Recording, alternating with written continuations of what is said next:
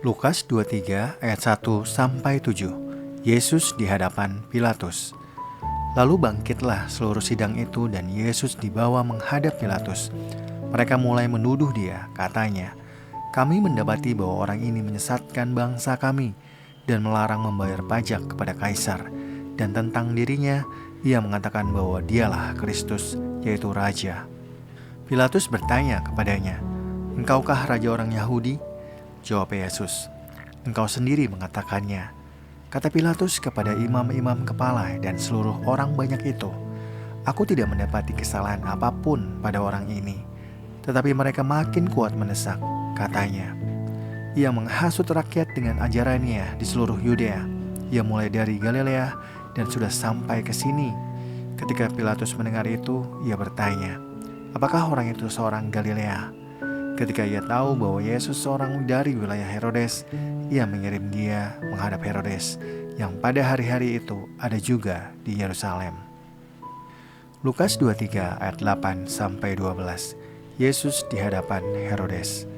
Ketika Herodes melihat Yesus, ia sangat girang, sebab sudah lama ia ingin melihatnya, karena ia sering mendengar tentang dia dan mengharapkan dapat melihat bagaimana Yesus mengadakan suatu tanda mukjizat.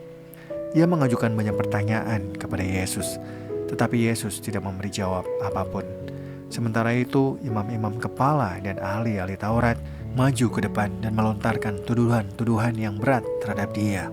Bahkan Herodes dan pasukannya menghina dan mengolok-olokkan dia. Ia mengenakan jubah kebesaran kepadanya, lalu mengirim dia kembali kepada Pilatus. Pada hari itu juga bersahabatlah Herodes dan Pilatus. Sebelum itu mereka bermusuhan. Lukas 23 ayat 13-25. Yesus kembali di hadapan Pilatus. Lalu Pilatus mengumpulkan imam-imam kepala dan pemimpin-pemimpin serta rakyat dan berkata kepada mereka, "Kamu telah membawa orang ini kepadaku sebagai seorang yang menyesatkan rakyat. Lihat, aku telah memeriksanya di hadapan kamu, dan dari kesalahan-kesalahan yang kamu tuduhkan kepadanya, tidak ada yang kudapati padanya." Herodes juga tidak menemukan kesalahan apapun, sebab ia mengirimkan dia kembali kepada kami. Sesungguhnya tidak ada apapun yang dilakukannya yang setimpal dengan hukuman mati. Jadi aku akan mencambuk dia lalu melepaskannya, sebab ia wajib melepaskan seorang bagi mereka pada hari raya itu. Tetapi mereka berteriak bersama-sama, "Enyahkanlah dia, lepaskanlah Barabas bagi kami." Barabas ini dimasukkan ke dalam penjara berhubung dengan suatu pemberontakan yang telah terjadi di dalam kota dan karena pembunuhan. Sekali lagi Pilatus berbicara dengan suara keras kepada mereka karena ia ingin melepaskan Yesus. Tetapi mereka berteriak membalasnya, "Salibkan dia, salibkan dia." Kata Pilatus untuk ketiga kalinya kepada mereka, "Kejahatan apa yang telah dilakukan orang ini?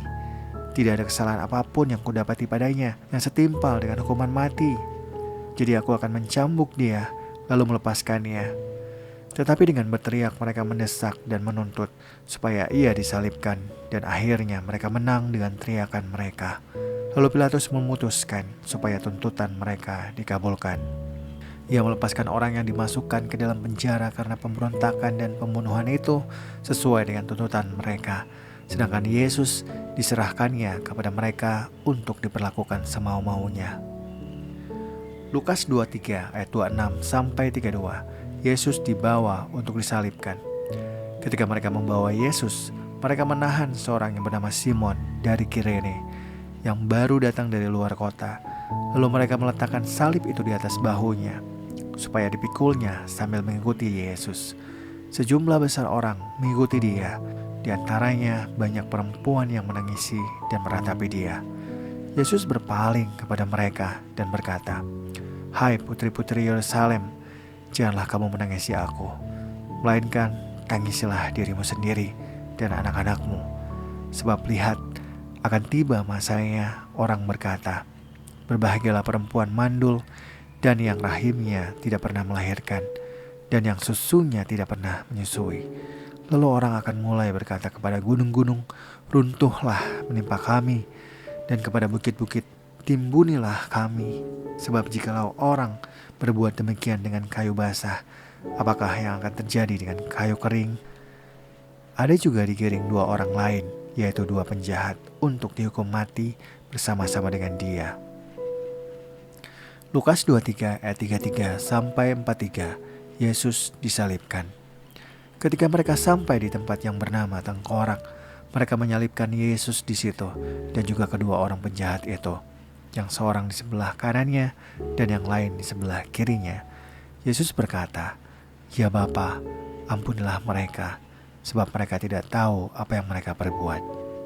Lalu mereka membuang undi untuk membagi pakaiannya. Orang banyak berdiri di situ dan melihat semuanya. Tetapi pemimpin-pemimpin mengejek dia, katanya, "Orang lain ia selamatkan. Biarlah sekarang ia menyelamatkan dirinya sendiri jika ia adalah Mesias, orang yang dipilih Allah." Juga prajurit-prajurit mengolok-olokkan dia. Mereka menawarkan anggur asam kepadanya dan berkata, "Jika engkau raja orang Yahudi, selamatkanlah dirimu." Ada juga tulisan di atas kepalanya, "Inilah raja orang Yahudi." Salah seorang penjahat yang digantung itu menghujat dia, katanya, "Bukankah engkau Kristus? Selamatkanlah dirimu dan kami." Tetapi yang lain menegur dia, "Tidakkah engkau takut kepada Allah, sebab engkau menerima hukuman yang sama? Kita memang selayaknya dihukum, sebab kita menerima balasan yang setimpal dengan perbuatan kita. Tetapi orang ini tidak berbuat sesuatu yang salah." Lalu ia berkata, "Yesus, ingatlah aku apabila engkau datang sebagai raja." Kata Yesus kepadanya, "Aku berkata kepadamu, sesungguhnya hari ini juga engkau akan ada bersama-sama dengan aku di dalam Firdaus."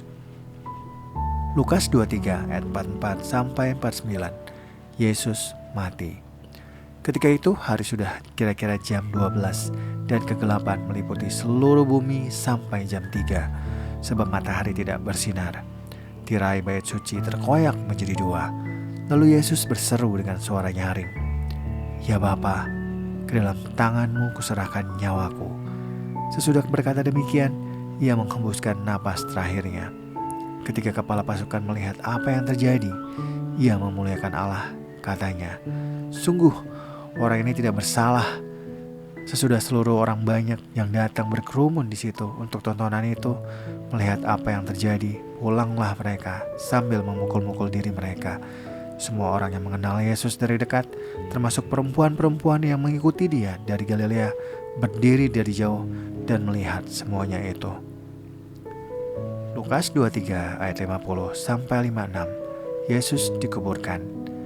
Adalah seorang yang bernama Yusuf, ia anggota majelis besar dan seorang yang baik lagi benar. Ia tidak setuju dengan putusan dan tindakan majelis itu. Ia berasal dari Arimatea, sebuah kota Yahudi, dan ia menanti-nantikan kerajaan Allah. Ia pergi menghadap Pilatus dan meminta mayat Yesus. Sesudah menurunkan mayat itu, ia mengafaninya dengan kain lenan. Ia membaringkannya di dalam kubur yang digali di dalam bukit batu, di mana belum pernah dibaringkan mayat. Hari itu hari persiapan dan Sabat hampir mulai. Perempuan-perempuan yang datang bersama-sama dengan Yesus dari Galilea ikut serta dan mereka melihat kubur itu dan bagaimana mayatnya dibaringkan. Setelah pulang, mereka menyediakan rempah-rempah dan minyak mur.